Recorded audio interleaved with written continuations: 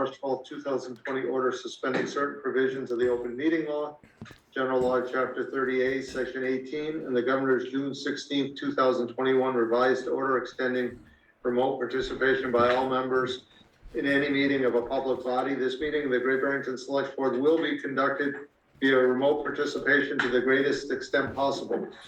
Specific information and general guidelines for remote participation by members of the public and are parties with a right and a requirement to attend this meeting can be found on the town's website. For this meeting, members of the public who wish to listen to the meeting may do so in the following manner. And that's on the agenda, and I assume you all know how because you're in the meeting. No in-person attendance of members of the public will be permitted, but every effort will be made to ensure that the public can adequately access the proceedings in real time via technological means. Pursuant to Mass General Law 7C 30A, Section 20F, after notifying the chair of the public body, any person may make a video or audio recording of an open session of a meeting of a public body or may transmit the meeting through any medium. Beginning of the meeting, the chair shall inform other attendees of any such recording. So this meeting is being recorded by the town, by CTSB, and by Berkshire Edge and other members of the public. Any member of the public wishing to speak at the meeting must receive permission of the chair. The listing of agenda items of those reasonably anticipated by the chair which may be discussed at the meeting. Not all items listed may in fact be discussed, and other items not listed may be brought up for discussion to the extent permitted by law. So this meeting, we're going to take a little bit out of order, but we will start with select board announcement and statements. And I have a few things to say, which probably will take some people's thunder away, but there were 3 events this weekend that I just want to thank people for. One is the Great Barrington Firefighters Association for the car show on Thursday evening, and Wheeler and Taylor for the fireworks at the end of the car show. It was a great local event. It was a great public event and well organized, and it was just a lot of fun. This is another weekend of Berkshire Busk, which has been a tremendous boon for downtown Great Barrington, and I want to thank the organizers and the sponsors. And third, we were fortunate enough yesterday to have Jacob's Pillow pop-up performance on the road, and that was wonderful, well attended.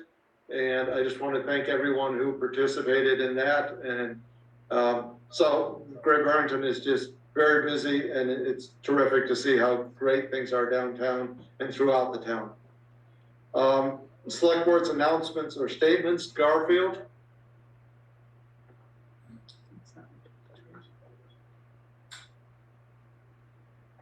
Get sound out of me, it's just fine. Yeah, no, there's an echo. I'm all set right at the moment. Thank you, Steve. Thank you. Eric. Just wanted to say thanks to Paul and Dan and everybody at Tap Farms for putting it out there that residents from Housatonic that are experiencing the brownish water are welcome to come and fill up their jugs from for potable water from one of their artesian wells out front. I thought that was a nice gesture and greatly appreciated. I second that nice gesture. Very nice. Ed, No. and I have nothing. So we're going to move to licenses and permits as we did the last meeting. We'll get those done. The first one is Lauren Farron of the Berkshire International Film Festival, who's requested a parking moratorium for September 9th through the 13th. We've done this for the last few years, at least, probably more than a few. Do I have a motion? Motion to approve. Do I have a second? Second. So I have a motion by Ed, a second by Garfield. Any discussion? And so I have one person with their hands up, which I believe is Lindsay Schmidt. Go right ahead, Lindsay. Hi, I'm actually at Lindsay's house. So it is Lauren speaking, and if you have any questions for me, just let me know, but I appreciate the cooperation and the support Great Barrington has had. We're celebrating our 15th anniversary this year, and so we couldn't do it without the support of Great Barrington, so thank you.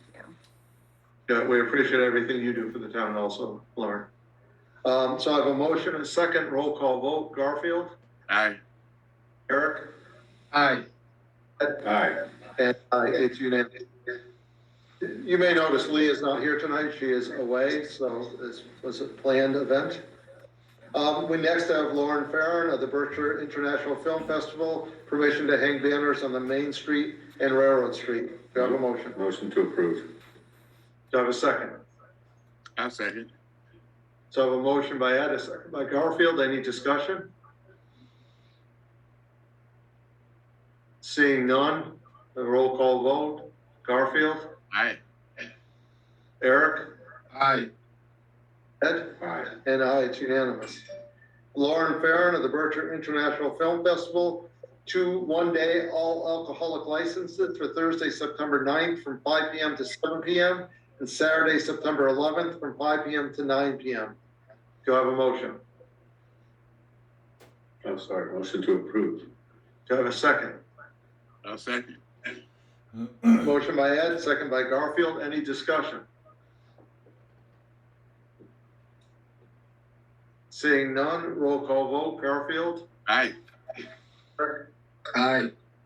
Ed, Aye. and I, it's unanimous. Good luck this year, Lauren. Thank you. Take care. Thank you for Thank everything. you so much. Kate McCormick for TireKickers.com, Class 2 auto licenses, formerly Fastback Motors LLC at 20 Castle Street. We recognize Kate, go ahead.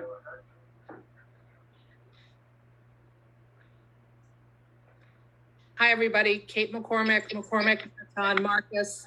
I'm here on behalf of TireKickers.com LLC. Tire Kickers is what was formerly known as Fastback Motors LLC. And we were before you in 2020 to get a secondhand motor vehicles license to sell, buy, and exchange Class 2 automobiles for the property that is commonly known as the old fire station at 20 Castle Street.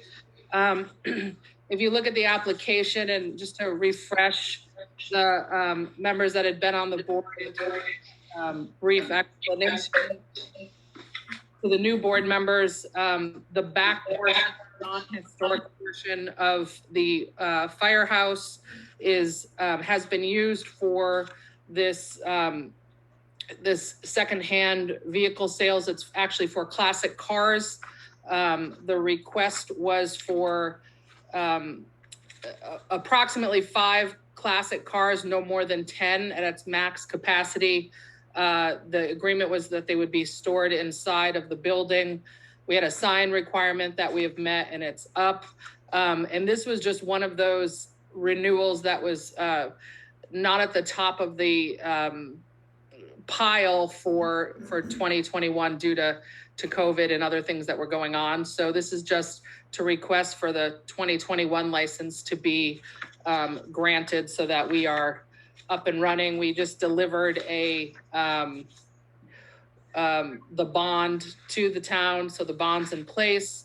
There is a copy in the package of the lease that was assigned from it's actually not assigned, it just makes reference to the fact that TireKickers.com LLC is the new entity of Fastback. And it's basically a name change and then a request for the 2021 license. Thank you, Kate. Do I have a motion? Motion to approve. Do I have a second? I'll second that. Any discussion?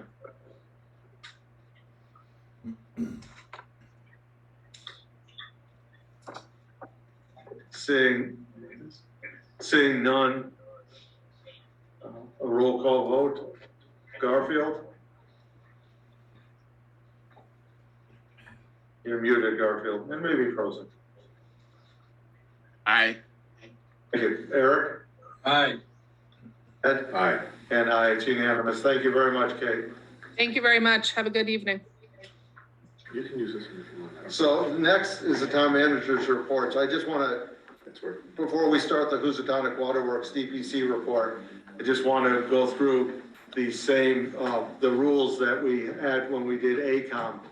So tonight, we're going to have a report by DPC, and then we will simply take questions about the report while the people who wrote the report are here. This will not be a night for discussion yet. We're getting there. This is the last of the two reports. And both public and select board will ask questions.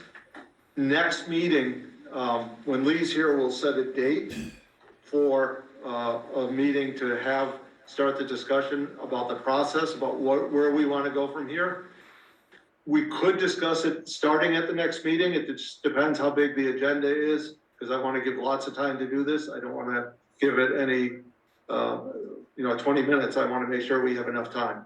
So tonight, we'll simply listen to the report, and then we will ask questions, clarifying questions, Housatonic and Great Barrington residents, and then we will start our process discussion at a time very shortly, and hopefully we'll move this along.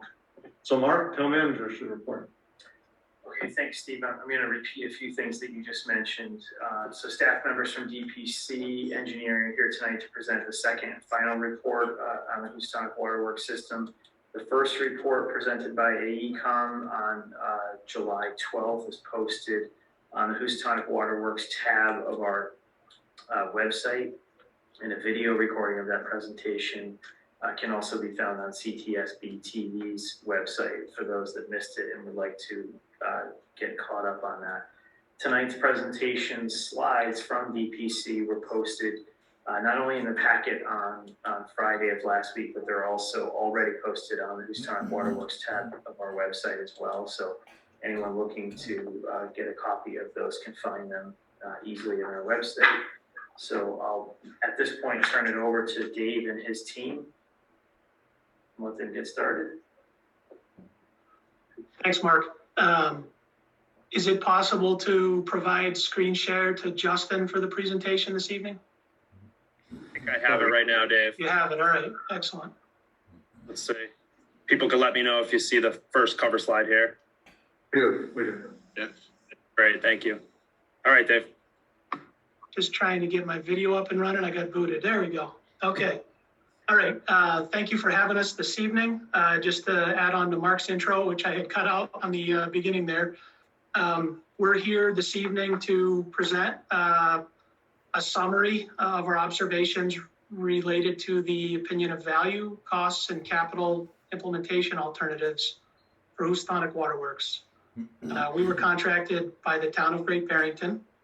And as Justin progresses along these slides, certainly if the board has any questions, you can certainly feel free to interject. Otherwise, we can respond to things at the end of the evening. Mm-hmm.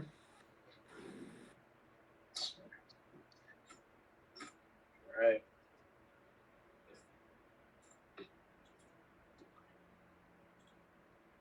So this evening, we'll present an overview of the project, including why the town chose to do this project and what the scope was. We'll summarize the key sources of information that were utilized in our findings. We'll present our value, and I'll use the word opinion of value of the Housatonic Waterworks system. We'll summarize the implementation alternatives that would be available based on the capital plan that AECom presented last month. Talk about some next steps. And then at the end, answer any questions that the select board and public may have. In terms of the purpose and scope of the project, we started by reviewing available information.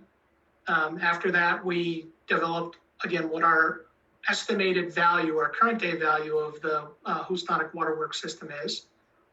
And then we came up with two implementation alternatives. One is what might happen for the town or Housatonic Waterworks on their own, a standalone utility.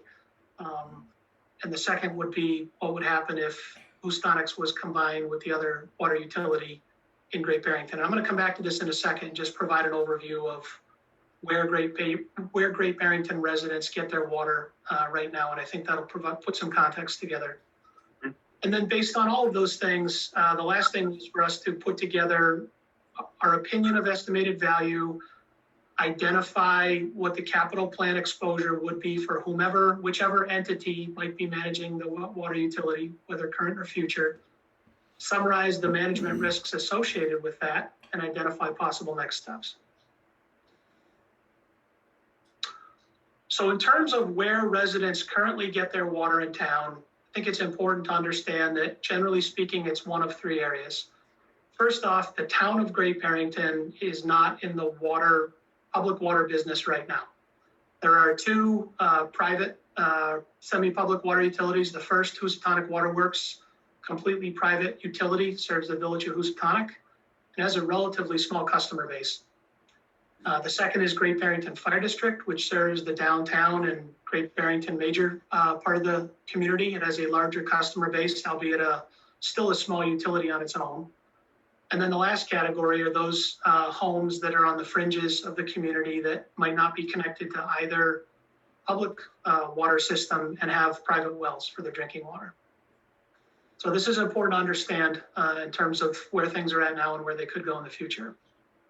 In terms of the information that was utilized to prepare our summary, first, we had done an initial very preliminary evaluation back in 2016-17, which culminated with a presentation in 2018 with the select board. It seemed like forever ago, only 3 years. Ty and Bond publishes a water rates survey for the state of Massachusetts, and that's generally updated every couple of years. So that data was used in terms of benchmarking the Housatonic Water Works rates and where their customers are at now. And lastly, and certainly very important, AECOM presented their 2021 water system evaluation report a month ago. And it was good that they did, because we saw a lot of the same things in their report that we had talked about a few years earlier, and we're building off the same data sets. So again, just to reiterate, as we talk about things this evening, this is not an appraisal of value. We're not appraisers. This is our engineering opinion, our professional opinion of the value of the system, what the capital plan might look like, and our opinion of how that would impact the customers and residents of Great Barrington. Okay, so this is where we get into some math this evening. Hopefully folks have had a chance to get a little caffeine in their bodies, but we'll walk through it, and we can certainly come back and peel the onion if we need to get through any of the steps. There are basically 4 steps that we use to evaluate the current day value of the Housatonic Waterworks system. First, we figured out how much would it cost to construct a brand new system today if it were constructed today. The second step we did is we converted the current day cost to past day costs using dates of installation. A good chunk, if not the majority, of the water system up there is pretty old. It's pretty mature. So by converting current day costs to past day costs, we establish a baseline. Then once we have the baseline from current to past day costs, we then depreciate the past day costs to current day conditions. And that essentially is where we'll talk about the current day value. And when we talk about value, we look at, what is this system worth today as compared to how much work does it need? And that's the last step, where we take a look at value versus the exposure associated with a capital plan. And there is a pretty robust capital plan that's been identified by AECOM, similar order of magnitude to what we projected 4 years ago. And it's something that's important, whether it's for the current water utility or for a future management or utility that might be dealing with that customer base in the future. You have to figure out how much it's going to cost to fix what you have and how much it's going to cost the residents or the users. So as we go through these steps, step 1, so if an entity, Housatonic Waterworks, were to construct their entire system brand new from scratch today, under public bidding scenario, it would cost approximately $55 million. So that's comprised of 3 categories that you'll see in this table, which will be echoed in the following steps. But you have supply and treatment. So you have the surface water supply that currently exists, and you have the treatment plant that processes the water and makes it drinking water ready. Then you have a storage element, which is used to not only store the water, but provide a consistent pressure to the system. And lastly, distribution. So these are all the pipes that run through the streets and neighborhoods from the treatment plant all the way down to all the homes and businesses in Housatonic. And you can see that the majority of the cost to construct the system are the pipes, the network of all of the pipes that would be underneath all those streets. So $55 million, keep that one in your head. That's how much it would cost to construct today. Step two. So what we did here was we brought things back to past day costs. So we converted the $55 million back to a cost at a time when each element was installed. And obviously the system was installed over a number of different times. The treatment plant itself is pretty old. It was upgraded in 1997, about 20 plus years ago, along with the storage tank. But the pipes in the system, based on the AECOM report and data that we observed, the pipes have an average age of 1958. So that's up there relative to, I mean, it is New England. It's an old mill town. You'd expect to see old infrastructure just like you would in Great Barrington proper. But it starts to tell you as we move forward in this analysis that the asset is a good chunk of the asset is at the end of its useful life. So that past day cost, if you convert things from current day numbers back to when they were actually constructed, the system had a value when it was originally constructed of $17 million at the various years when it was constructed. And we're on to step three. So in step three, we take the $17 million past cost. And again, this is our opinion of what we think these numbers are. We take a look at what the estimated design life is for the various components, and we assume 50 years for treatment and 50 years for storage. And we assume 100 years for pipes, typically for ductile iron or cast iron. That's at the high end, but we wanted to provide the benefit of doubt and not be overly conservative. When we provide the depreciation based on when things were constructed in the past to current day, we estimate that the existing water system has a current day depreciated value of just under $6 million. So if we were to construct it, just to recap, if we were to construct the entire system today, it would cost $55 million. If we could go in our time machine and construct the parts of the system when they were actually built, it would be $17 million in past. And as we depreciate it on a linear basis based on the life expectancy of each asset, it takes us down to a current day value of $5.8 million. Okay, so that's your value, $6 million. So you say to yourself, the system absolutely has a value. It's an asset. It serves the residents of Housatonic. However, when you start to look at what the management utilities exposure is, AECOM identified a $31 million capital plan over the next 20 years. Just for the sake of comparison, back in 2017, we identified, I think it was a $23 million capital plan. And these are the same order of magnitude numbers that came up. It isn't rocket science. It's the majority of the pipes are really old. They're really old, and a lot of them are really, really small. Current day design standards would dictate that you install no less than an 8-inch diameter water main anywhere, and it's for a combination of reasons. Hydraulic conditions, fire flow during an emergency, fire that could occur, and there's a lot of money associated with fixing those old and really undersized pipes. So when you look at your net value by comparing current value versus capital plan, in our opinion, the system has an overall negative value in terms of over the next 20 years. There's a heck of a lot more that needs to be put into it than it's currently worth. So that helps to provide some context for possible discussions as things move along. Value is completely driven by each person's interpretation of data, depending on where they stand. But our opinion is that the system has negative value when compared to the capital plan. So that's a whole bunch of good news so far, right?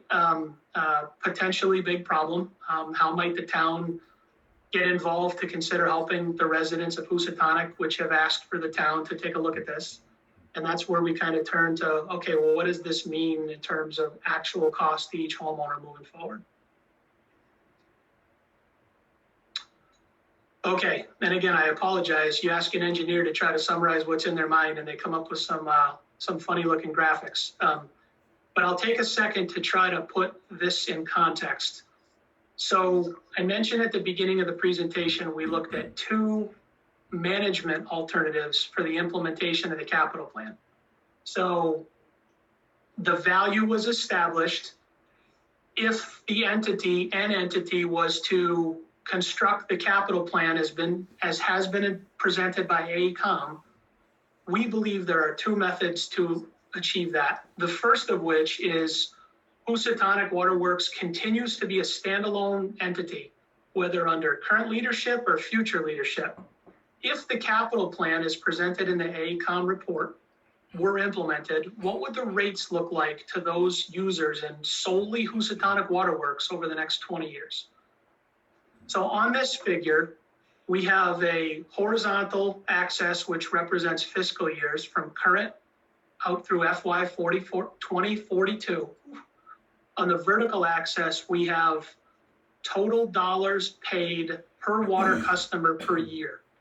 And I say total dollars paid per water customer because we did show both current conditions for Housatonic Waterworks and current conditions for Great Barrington Fire District. They are two separate utilities, but they're the only two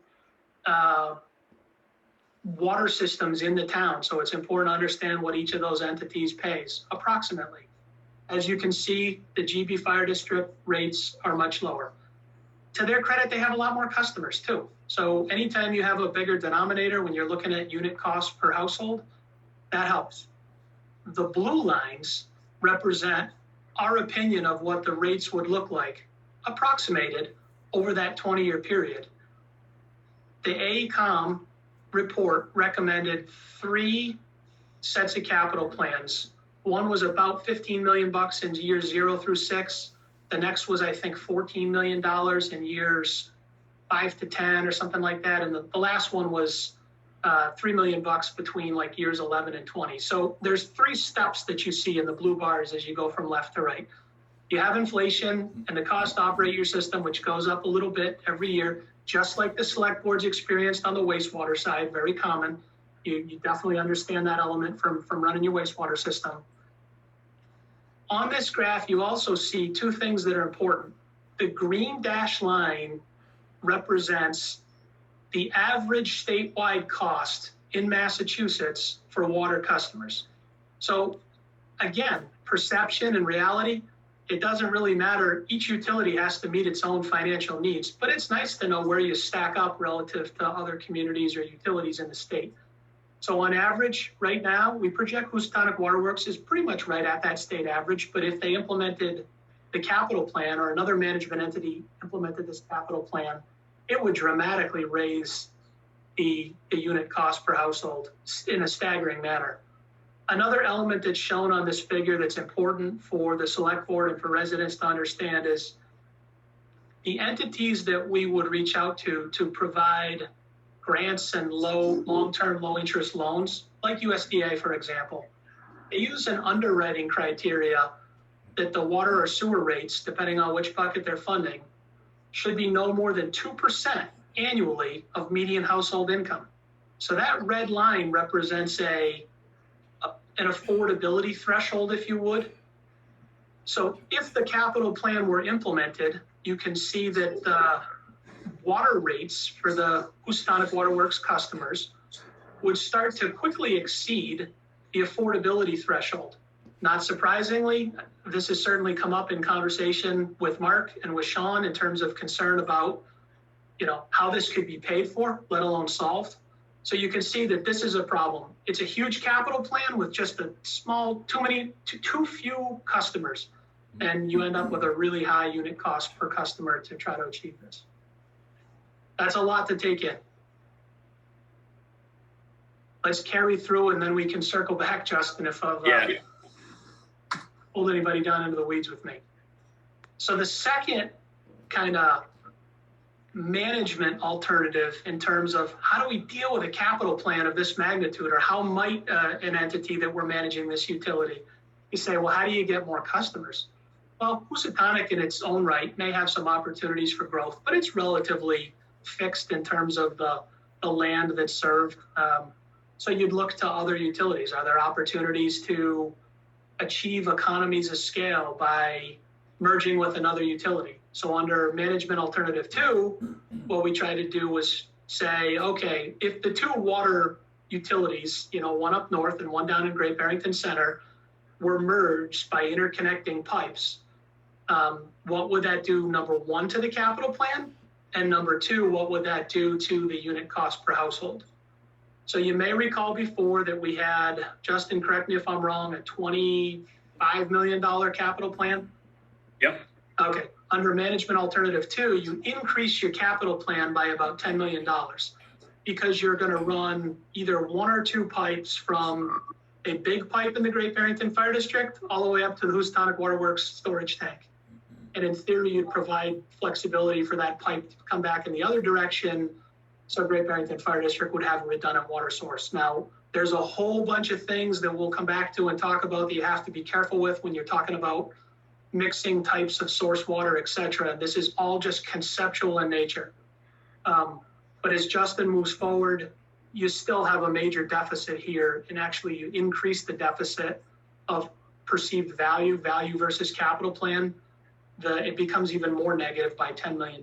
But under this concept, if we just flip to the next bar chart here. Yeah, the previous one was just a sketch of a concept of how we came up with a number to go from point A to point B. And it was the blue line, which represents an interconnecting pipe concept between the red Great Barrington Fire District and the purple Housatonic Waterworks service area. Yep. Okay, so under this bar chart, same exact vertical scale on the x-axis, same exact horizontal scale in years on the, same vertical scale on the y-axis, same timeline in years on the x-axis. The first 3 years, you can see the Great Barrington Fire District annual costs in orange and the Housatonic Waterworks customers annual costs in blue. And then under this concept, the utility is merged and the capital plan is absorbed by both utilities as a single utility, I should say.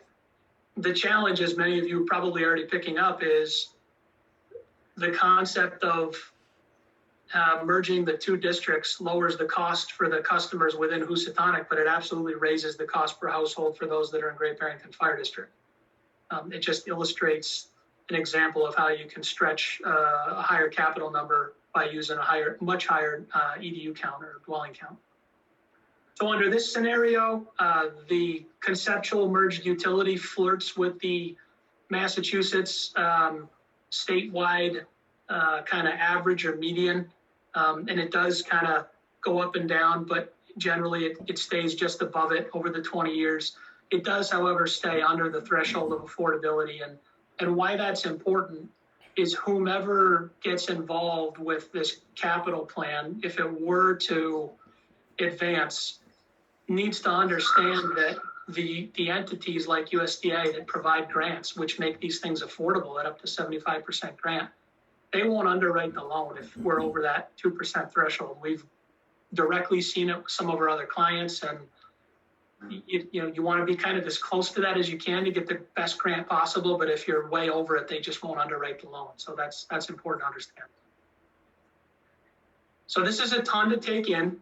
As we kind of move forward and digest the math, I want to just kind of share or summarize some of the observations that we see based on this analysis. So again, back to value. You could get 10 engineers in the room and all 10 of them will give you a different opinion. I'm sure you've worked with a bunch of them and we all think we're right. But at the end of the day, I think most, if not all, would agree that the existing water system in Housatonic is pretty old and mature. And it doesn't have a ton of life left in it, both in terms of sizes of pipes and also the age of when they were constructed. And whether you believe there's a $10, $20, $30 million capital plan to fix that system, our opinion, and we believe it to be factually true, is that we believe the magnitude of the capital plan just far outweighs the value. So from that standpoint, should the town engage in discussions about the future relative to Housatonic Waterworks, or those residents, we would just caution you that the asset may have some value on paper, but what's coming in the next 20 years, if you want to right the ship, is significant.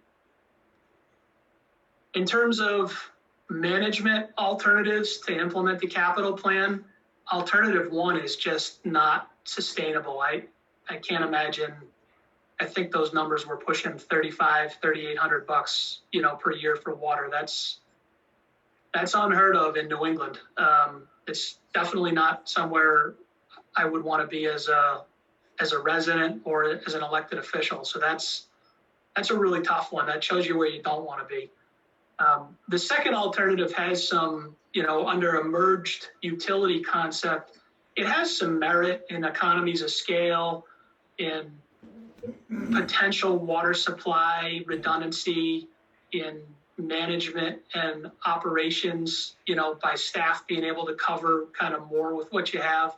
But the two big downsides are, groundwater supply and surface water supplies together are a no-no. We've all heard about that in recent years. So there'd be a lot of advanced planning and hydraulics and treatment that would need to come into the fold.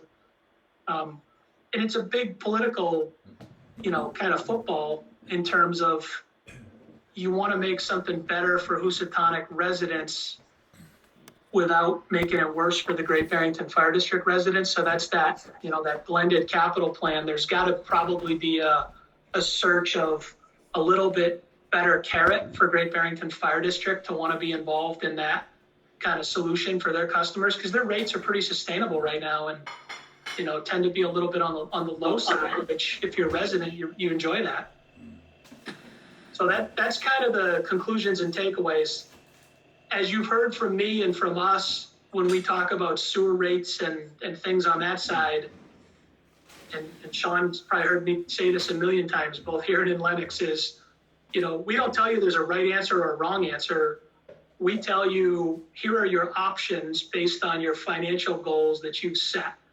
And it's your job to come up with what you believe is the most fair and equitable solution. I would tell you here that my advice is there's a lot of work to be done. I think, Justin, we got one more slide where we kind of cap off on some of this. So if the town of Great Barrington were to continue exploring how they might help the residents of Housatonic, how they might get involved potentially in the future as a water utility or water manager, these are the steps that we'd advise.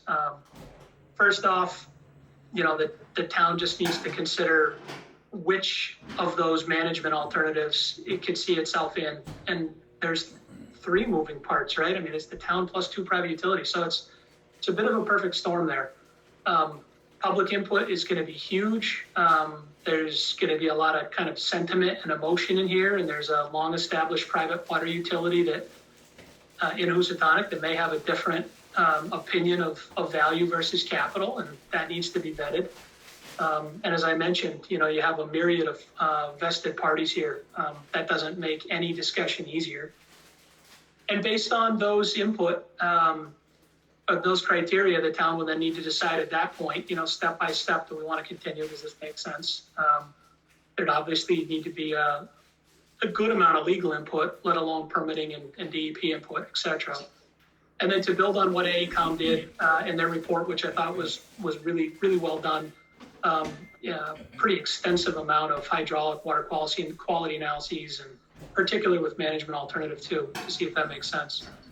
And then again, each step, just revisit the recommendations, refine the timeline. No matter what happens, whether it's one of these utilities on their own or the town, if you don't have some major grant input in it, I don't see how anybody would be able to move forward with it. It's a huge undertaking.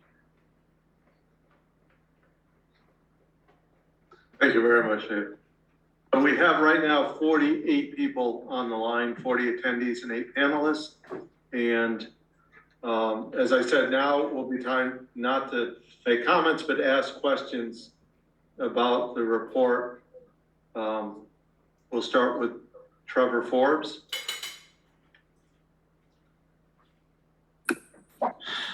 Good evening. Many thanks, Mr. Chairman. Trevor Forbes, 325 North Plain Road.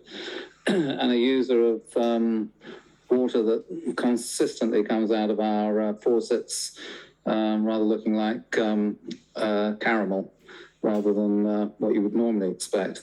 I'd like to thank you for an excellent presentation. And in a sense, I guess it's both a question and an observation, if you're okay with me pursuing that, Mr. Bannon. Like Jeopardy, put it in the form of a question, if you would. I'll try and put it in the form of a question. Looking at the numbers that you've actually presented, it would seem to me that if the residents of Housatonic were faced with the first option that you put together, given the extra amount of cost of the water rate, it would seem to me for those people who are able to afford it, that it might be much more beneficial to them to actually dig a well. The problem with that is that it actually increases the problem between those people in Housatonic who can afford to do that and probably a lot of the Housatonic population who can't afford to do that. So you're then left with not only a huge cost, I would guess, but a cost that actually increases if people feel that they're going to be left with that and they're going to basically face these rising costs. And some of us would probably say, well, in that case, we might just as well dig a well and go private. I'd just like your thoughts on that. The other one is more of a question, I guess, on the basis of this to the select board. And that is why, for example, if I was a resident of Great Barrington and I basically was interested in keeping my water rate as low as possible, would I possibly want to subsidize Housatonic? And what likelihood would there be at an annual meeting of the residents of the Great Barrington town area agreeing to do this? I would think it's probably very limited. So I have some real issues with that. I'd like to ask also a question in relation to the numbers, which are fascinating, complex but fascinating. This tends to suggest to me that Housatonic Waterworks themselves as a private entity have been basically underinvesting in the necessary capital requirements for this system for many years. And I just wonder whether there's any comeback in terms of on the existing owners of Housatonic Waterworks. Those are my questions and observations. Thank you. I'll answer one question, and you are correct that the select board has to decide the best route to go, and we have to get buy-in from all residents of Great Barrington, Housatonic and Great Barrington, and that's not on tonight's topic, but you're right, that's a conundrum that we are going to be faced with very shortly. Either Dave or Justin, do you want it? I don't know that there's an answer about the well, other than to say that's a very good observation. The ones. Yeah, agreed.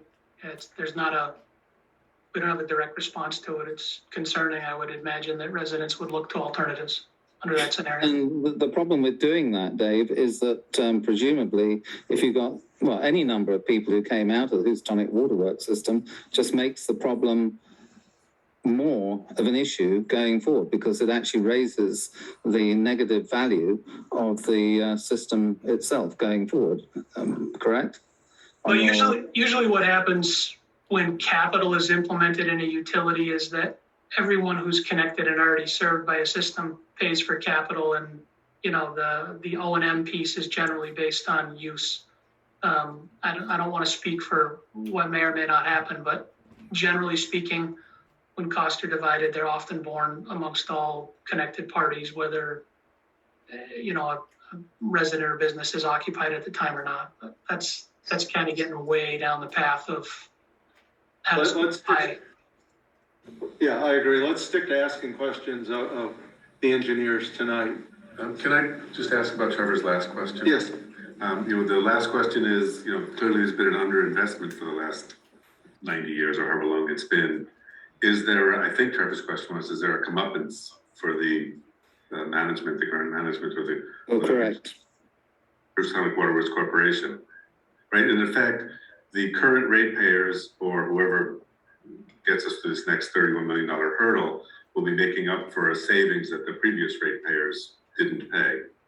And that is that the fault of the company, and is there just a consequence? And that could be regulations rather than engineering in not your area.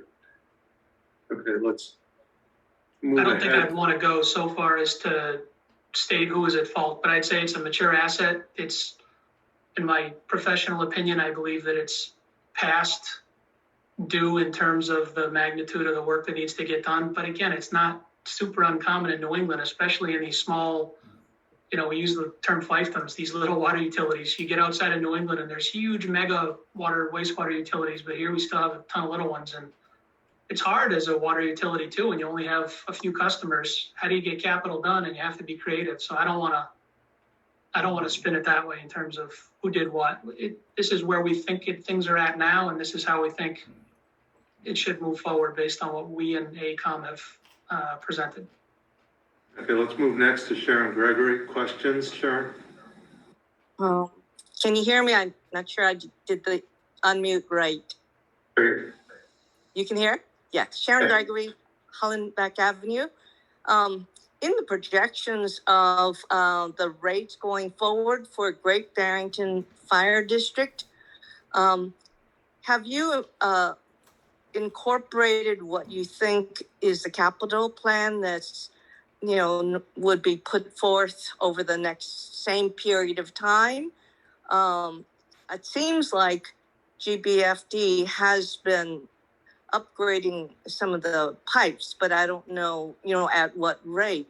It seems like it's further along. So I guess I'm assuming that you didn't put in any big jumps in the GBFD capital plan for pipe replacement. Am I correct? That is correct. Okay, thank you. Thank you, Sharon. Next, we have Doug Stevenson. Go ahead, Doug. I think I'm unmuted now. Yeah. Yes, you are. Okay. It's Doug Stevenson at 351 North Plain Road. Correct me if I'm wrong, but it would seem to me if someone was trying to establish a fair market value for the Housatonic Water Company, given the numbers you put together in this report, in all likelihood, the Housatonic Water Company would have a negative book value at this point. Yeah, I believe it likely has some positive book value, but it's like if you were buying a house and you knew that that house needed a new roof and new siding and a couple new bathrooms, you'd probably approach the deal slightly differently. So our opinion is that the capital plan makes it a negative value when you combine both current value plus capital plan. Hopefully I answered that. So it will be a negative value over a negative net value. Yeah, to put it simply, if the town through, Mark or Sean came to me and said, Dave, what do you think this asset's worth? We're going to buy it. I'd say get $1, because I wouldn't pay any more than that knowing what's coming down the pipe. And again, just my opinion, but I believe the liability is far too high to take on something at a price, knowing what you have to do with it after you get it. Okay, thank you. Thanks, Doug. Sharon, do you have something else to add? Everyone is allowed to speak once, but we'll let you go. Go ahead, Sharon. No, I'm okay, but I would like to just thank the consultants for really excellent work, and I'm a numbers person. Thanks, Steve. Thank you, Sharon. Anyone else who wants to speak? Michelle? Go right ahead. Michelle LeBear, 70 Division Street, and a Housatonic Waterworks customer. I was at your presentation a few years ago, and I still have an issue with the Great Barrington Fire District being portrayed as private, because I've attended meetings of the Great Barrington Fire District. As a matter of fact, several years ago, there was a citizens group looking at sewer rates and speaking about tying meters to the water meters and sewer meters together. And at a meeting, we were talking about Housatonic Waterworks, and we can see that it needs a lot of work. And I said, what about grants? And I was told Housatonic Waterworks can't get grants because they're private, whereas Great Barrington Fire District can. And that's because it's as it's stated in your PowerPoint, it's actually quasi-public. As a matter of fact, their board appears with the select board, I think once a year. A private company wouldn't be doing that. And so I find, you say here it's private, in parentheses, semi-public utility. That doesn't make any sense. It's one or the other. You could say it's quasi-public. You could say it's private, but you can't say it's private and quasi-public.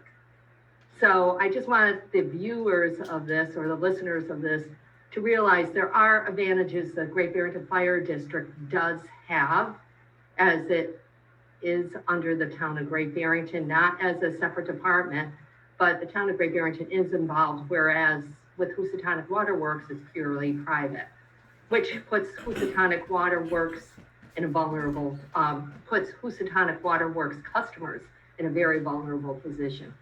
But I just wish there was more clarity in these presentations as to Great Barrington Fire District, or at least have Great Barrington Fire District come and present. Thank you. Thank you, Michelle. What else? Seeing no one at the next meeting, oh, I have a hand up.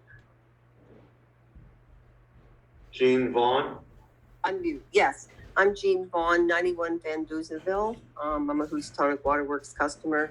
If we're looking at option 2, where the Great Barrington Fire District Water Company merges with Housatonic Water or takes it over or whatever, and we're talking about the increased cost to the Great Barrington, community, and how would the local town people, and why would they ever go for it? Is this something that the individual residents would get to vote on, or is this something that our elected representatives can make a decision about, because it is the right decision to have it be taken? It is the only possible decision, is to have it taken over by the Great Barrington Fire District. To me, there is no other option. So is this something that our elected officials decide, or is it something that goes out for everyone to vote, which makes people even more vote in their own personal best interests, I think, rather than when you let elected officials do it, I think you get a more broader outlook as to what the benefits could possibly be. So the answer to that is to stay tuned, because the whole process piece is something we have to research and discuss. Tonight, we're just discussing the presentation here. So that will come. Okay, thank you. Anyone else? Are we asking questions? Yes, absolutely. I have a few if everybody. Yeah, go ahead. I hope some of these aren't foolish, but I gather you think the $31 million estimate is accurate-ish? When I saw that number, I mean, it was in the same order of magnitude when you look at something 4 years ago at 23 million. I mean, if somebody said it was $2 million, but the average pipe life was put in 1958, I'd say, doesn't feel right. You could argue whether it's 10, 15, 20, 30, but order of magnitude, I feel like it's pretty accurate. Most of these questions, I think, is really just confirming I'm hearing you right. You have two options: Housatonic Waterworks continuing on their own, or combined with the Great Barrington Fire District. There isn't another outside of the box option you can think of? There's always more options. I just want to clarify, when I say management alternatives, I say Housatonic Waterworks as a single utility and Housatonic Waterworks with Great Barrington. Who owns that utility and who manages it, to me, is somewhat irrelevant. The unit cost conclusion is what leads us to not liking one of them just based on numbers. I'm sure there are others, Ed. I don't know off the top of my head. I mean, that entity up there could become public, right, on its own, and they could seek loans and grants as Great Barrington Fire District has done as a semi, kind of public utility, and they're all over Massachusetts, so there's precedent for it. I'm not sure it's going to change the numbers.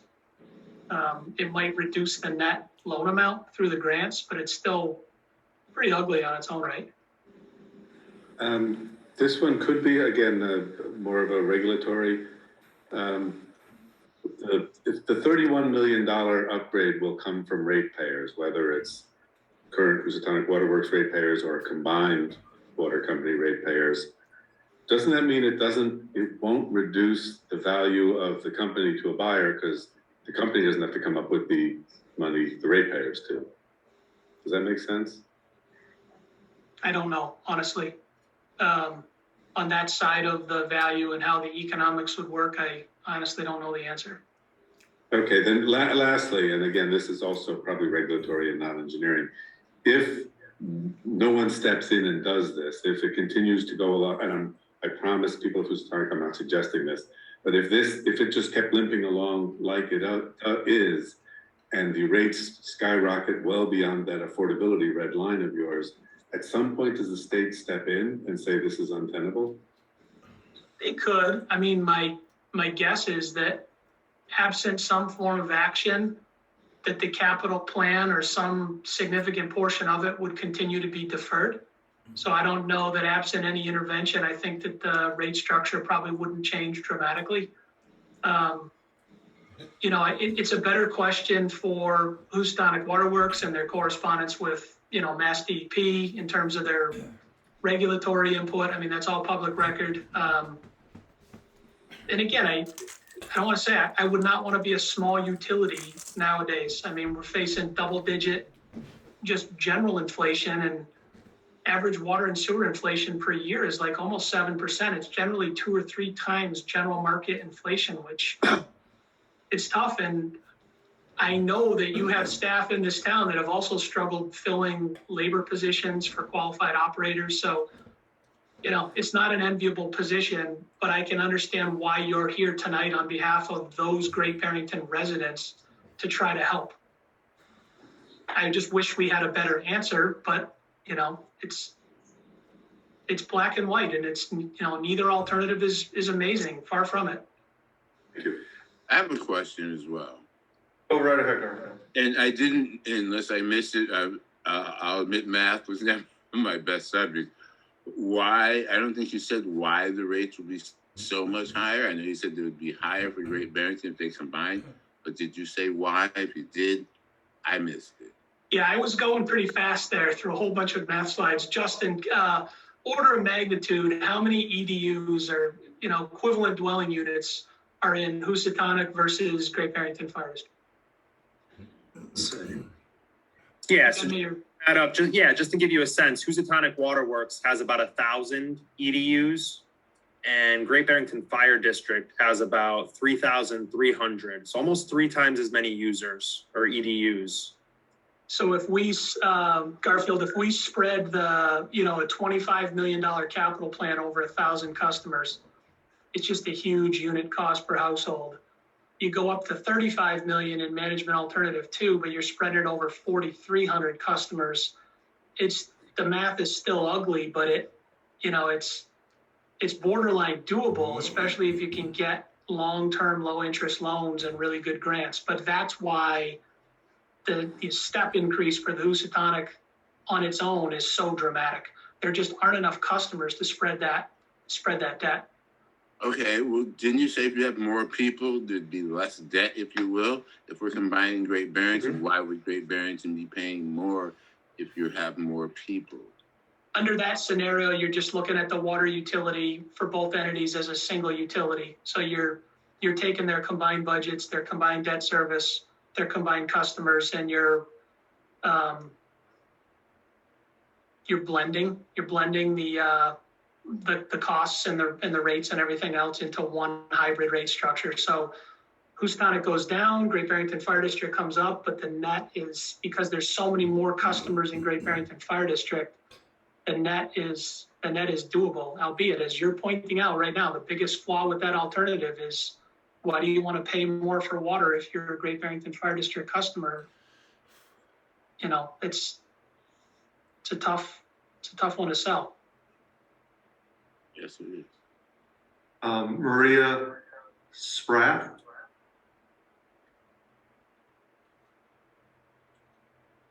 Can you hear me? Yes, we can. Hi, yes. 15 Cone Avenue in Housatonic. I just have a question. It's more of regulation question, but it's my understanding that we couldn't dig wells because of Housatonic water. So will there be a change to this regulation? Is that an alternative of something that we could do? I mean, a lot of the houses don't have enough land, but what would there be made any changes to that effect? We'll get back to you on that because I have no knowledge of that, but at the next meeting, we'll answer that question for you. Thank you. Welcome. One more. Dagon Diaz. Good evening. Can you hear me? Yes, we can. Yeah, I had a question about the Great Barrington Fire District, regards to the board members. I might be wrong about this, but wasn't Mercer on that board of the Great Barrington Fire District at one time, or still is? I have no idea, and that's not really pertinent to tonight's discussion. He isn't presently. He isn't presently on it, according to Ed, but that's something we'll have to deal with as we move on. Okay, thank you. You're welcome. Anyone else? Okay, we are going to move ahead, and there will be something on the agenda for next meeting, whether we get into a full-blown discussion or whether we set a date for one. We definitely will move ahead with this. This isn't going to stop now. Thank you, everyone. Mark, bridge, road, and project updates. Thanks, Steve. Could you promote Sean? Yeah. So Sean Van Duzen, our Public Works Director, is here tonight to provide some infrastructure updates. So we have a very aggressive schedule getting underway this summer. So Sean, you're up. How's it going? Can you hear me? Yes. So I'm going to just give a sort of brief update. I think the last time I was here was probably in June. We've had about 5 weeks of rain, so some stuff's been delayed, but I'll update you guys on a couple projects that are moving forward. We opened the bids for the triplex parking lot project, which includes work on Bridge Street and Bentley Ave, the second week in July. Reifenberg Construction out of New York State was a low bidder at $1.6 million. This project also includes the pollinator installation on the Main Street planters, which we've did the design for 2 years ago. So that work will be starting soon. I have a pre-construction meeting with them tomorrow, and we're expecting the work to conclude substantial completion in November of this year. After that bid, the following week, we had the opening for the project in Rochester Street, Fairview Terrace, Maplewood Ave, Magnolia Street, Elm Court, that project. The low bidder on that was Baltazar Construction, $1.3 million. That project also includes work to extend the trail, the Riverwalk Trail around Olympia Meadows, an extension and cleaning up of the rail trail in Housatonic to the south from Main Street, as well as resodding the Mason Library, which has some areas where grass has not grown since construction was done there a long time ago. So that would be good to get those projects started. The completion of that project is also expected to be in November. We have the bidding project for Berkshire Heights, Barrington Place, Pleasant View, Haley Road, and Highland Drive done and ready to go out. We're just waiting to see where we are at with numbers, what's left over from those two previous paving projects to see how much of that we can get done this year and or if we can do additional work. EDM has completed the bid documents to do repairs to the transfer station compactor as well as the police station generator.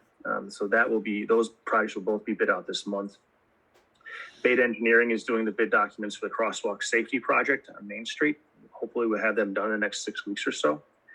I'll be coming back before you guys to get a approval for the long-term, the fix there and the crosswalks. We got an updated schedule from the contractors. They're doing the front steps at Town Hall, as well as the Taconic Ave retaining wall. The work on the front steps here is scheduled to start September 14th. Work will be concluding around the 1st of December. So it's going to be several months of the entrance to Town Hall not being able to be used. Additionally, the work on the Taconic Ave retaining wall is supposed to start the end of August or first week of September, and that will be concluding the end of November as well. We, as you guys can see, we got the furniture delivered from BBE, which is in the select board meeting room now. So when we do come back to full-time meetings, there'll be new seats for everybody.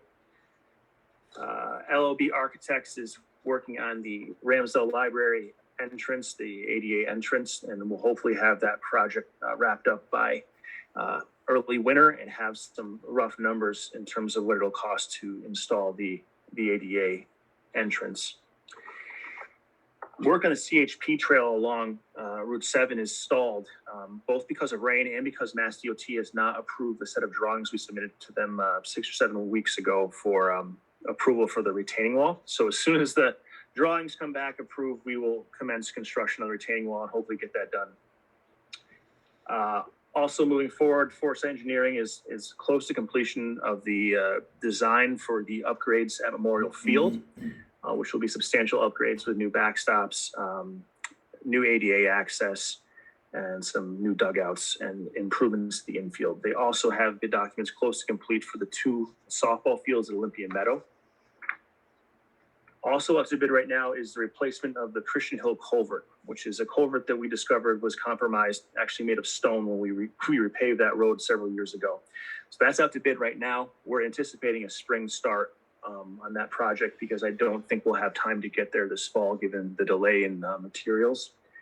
So that's a brief overview. Oh, the one thing I did skip, which I'll mention again, the notice of intent has been submitted for Division Street Bridge.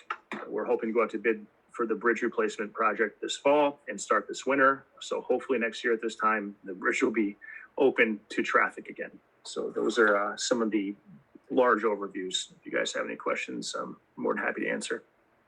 Just on the Division Street Bridge, just to be clear, that's the temporary structure. A temporary permanent structure. So it's a temporary bridge, it'll be 1 lane, but they have a life expectancy of 30 to 50 years. So when Mass DOT comes into, if they get a grant to a TIP grant to replace the bridge fully with 2 lanes, that'll be great. They can take that bridge out. We'll take that bridge out and utilize it on another section of town. It's an asset we'll own. MassDOT has said they will come in and do a 2-lane bridge with sidewalks, but we don't know the timing of that. So we're moving forward with this fix now. Thank you. Anyone else? John, it's good to see you're not bored. Yeah. Thank you very much. And we'll have Sean back probably in about a month with more updates. I was saying 6 weeks, but I think there's so much happening, it'd probably be 4 weeks. Thank you very much, Sean. Mark, anything else? No, that's all I have. Thank you. Okay, under new business. Introduction and consideration of Mass General Law, Chapter 59, Section 2A, which would allow the town to take growth on real estate between January 1st to June 30th and not just before January 1st. So if you can promote. I don't have co-host Oh, you don't? rights, not on this. You do. So Ross Vivori, our principal assessor, is here to walk us through this one. Do you want this back for the regular meeting? Sure, I can pass you this one.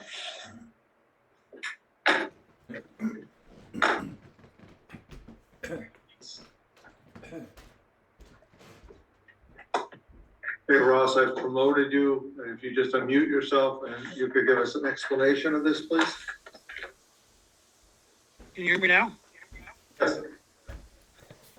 Can you guys hear me? Yes. Can you guys hear me? Yes. There we go. How about now? We can hear you. Okay, great, thank you. So basically, the reason I'm proposing this adoption is it allows us to take growth beyond 1 January. Right now, technically, from an assessing standpoint of view, if, say, there was a home built, if it wasn't there on 1 January, I would not be able to take it as growth until the following year. By adopting this clause, okay, we can take that growth anytime between 1 January and June 30th.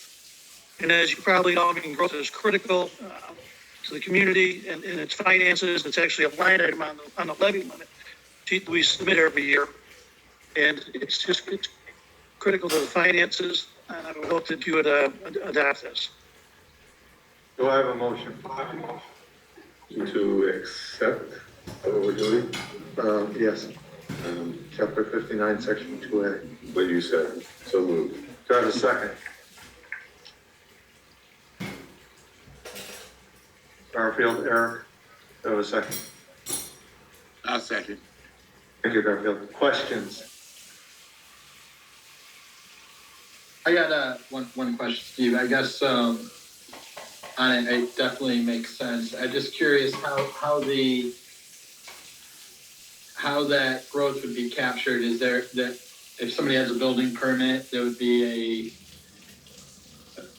is every building permit that's open, he's gonna go and check it once a year, say right before the end of June? Is that the general plan, or? Well, we reject all building permits that come down. So we'll go out throughout the year. We're doing permit inspections, and depending on the state of completion, they'll determine whether we're able to take growth on it or not. Yeah, but I guess doesn't. I understand what the goal is. I guess I was just curious. Some of the bigger projects sometimes last more than a year.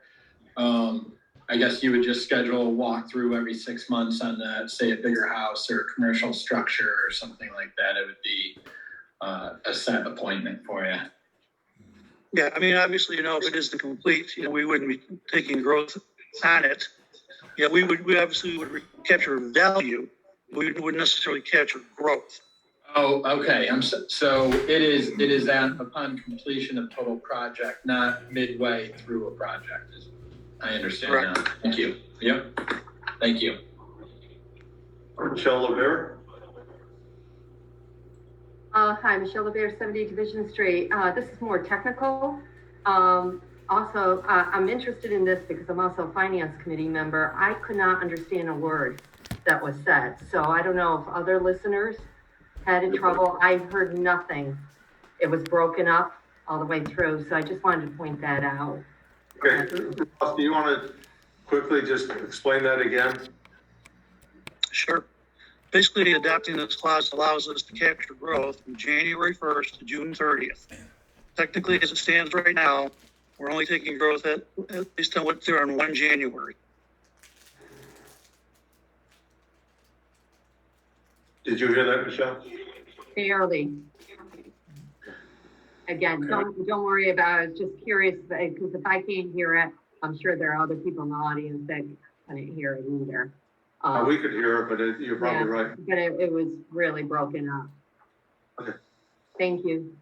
Thank you, Michelle. Anyone else with questions? Okay, we have a motion and we have a second. It's a roll call vote. Garfield? Aye. Excuse me. Eric? Aye. Aye. And aye, it's unanimous. Thank you very much. Thank you, gentlemen. You're awesome. We have we need a motion to appoint our election workers. So moved. Do you have a second? Second. Any discussion? So I have a motion by Ed, a second by Garfield. Roll call vote. Garfield? Aye. Eric? Aye. Ed? Aye. And aye, it's unanimous. Mark, do you want to handle the 79 Bridge Street tax increment financing agreement, or Chris? I'm actually promoting Chris right now. Okay, it's good to see we gave you some power again. There we go.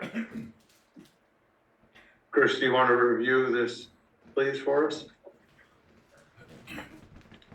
Sure. Hi, everybody. It's really just an announcement to the public of what the board accomplished in its executive session at the last meeting. So just a disclosure that the board did approve a tax increment financing agreement for the hotel project at 79 Bridge Street. Next step is state approval. Yeah, the next step would be state approval, and if anybody wants to see it, it's part of the packet. It's online on our website. Thank you, Chris. Next is citizen speak time.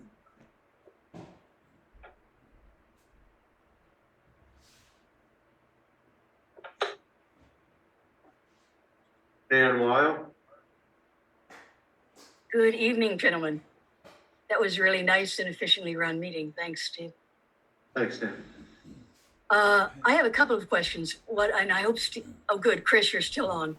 I attended the Brownfield community meeting last week, and I have two questions concerning that. One is, I was surprised that there was only the select board present, and I wonder why.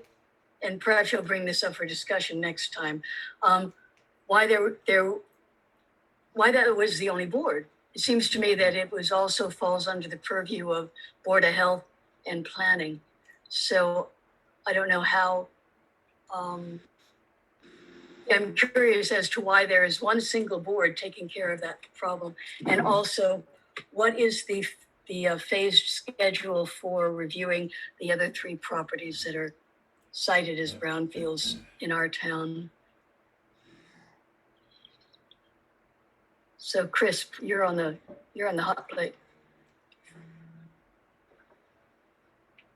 Chris, do you want to answer that, or? You're muted, Chris. I'm just as happy to have a discussion next week, but if you put it, I'll put it on the agenda for 2 weeks from now.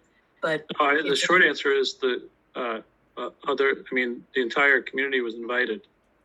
I think it was convenient that for the select board that it was on a Monday night, which is their usual night. So I want to say it was more convenient for the select board and maybe less convenient for others who don't meet on Monday nights.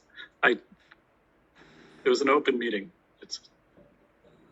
So there's no board that oversees this. This is administrative organization out of your office, Chris, is that it?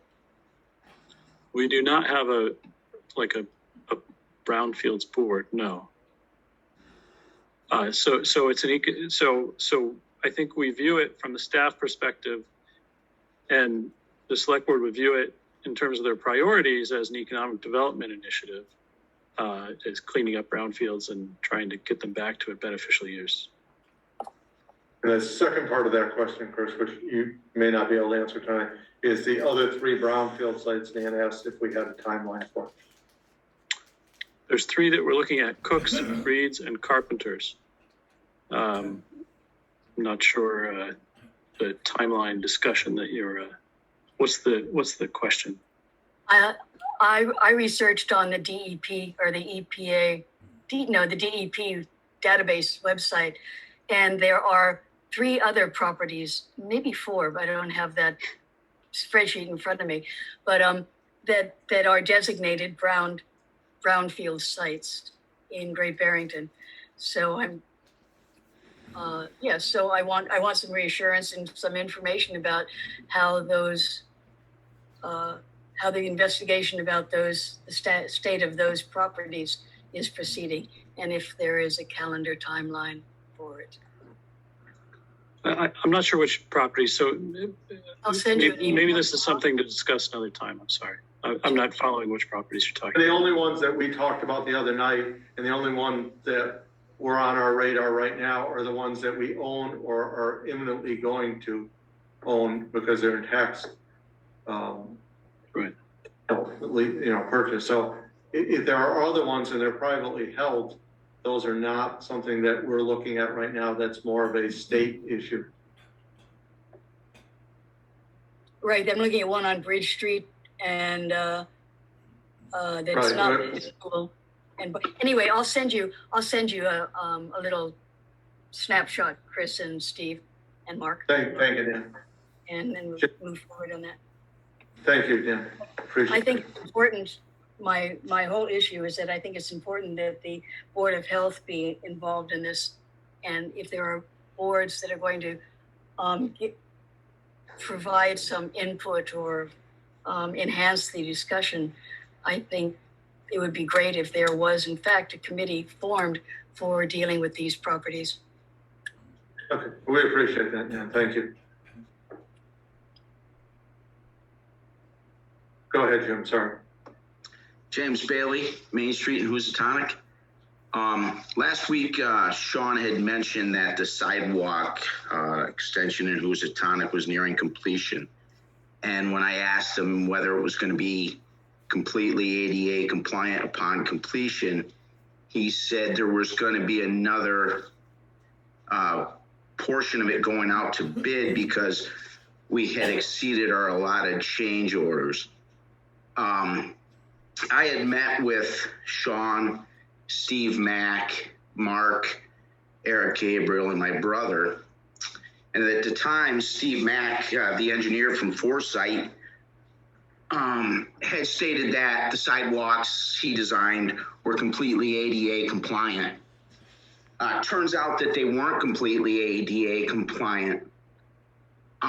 So this new bid, is that going to be funded? How's that going to be funded? Through taxpayers' dollars or part of that Complete Streets grant? Or how's that going to be funded? It seems to be an oversight or lack of knowledge on the part of the engineer. Is the town going to be liable or responsible for paying for that? I mean, the whole project, as it sits right now, it looks horrible. The edges of the road weren't that bumpy, weren't that uneven. You can't ride a bicycle on the edge of the road because it's uneven. That's just the basic. I find it extremely difficult to believe that in that chain of command, there was Steve Mack from Foresight Engineering, the engineer on the project, an assigned clerk of works, Earl Moffett. Mass DOT was involved, and all these things were overlooked. It's Well, let me get an answer to that question. Sean's not on the line, but see, Mark, do you know the answer to that? Yeah, Sean's not on the line, and I'm happy to bring him back at the next meeting. But I just want to remind you that Sean did mention that we are still working our way through the punch list. The project is still at this time. Yeah, I was under the impression, and let's find out for sure. I thought Sean said last time that there was no extra cost, that they were still going through the punch list.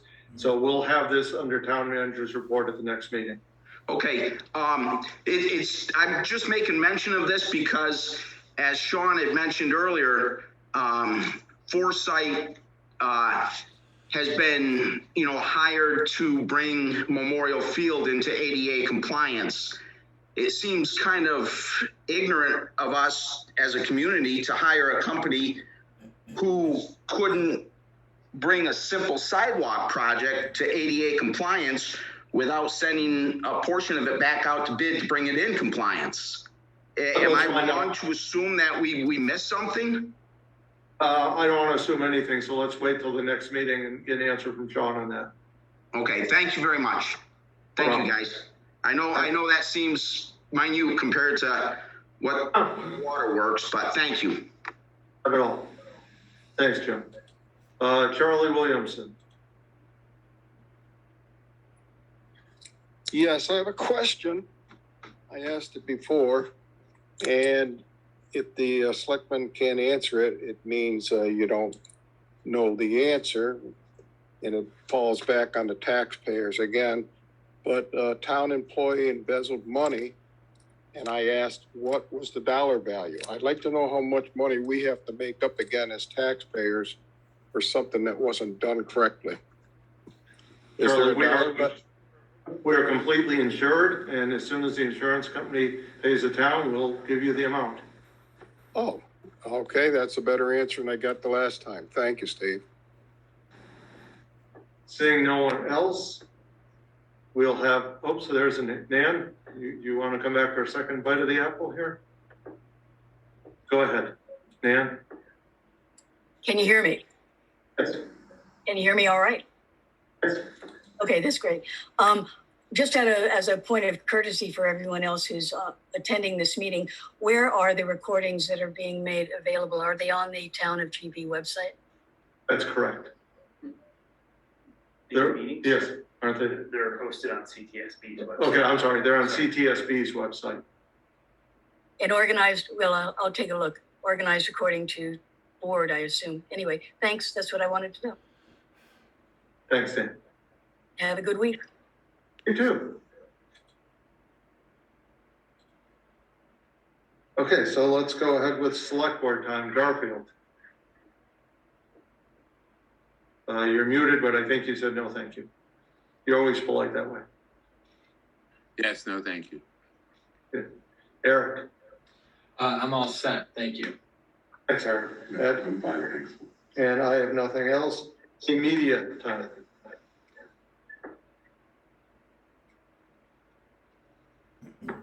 Seeing none, by unanimous consent, we are adjourned.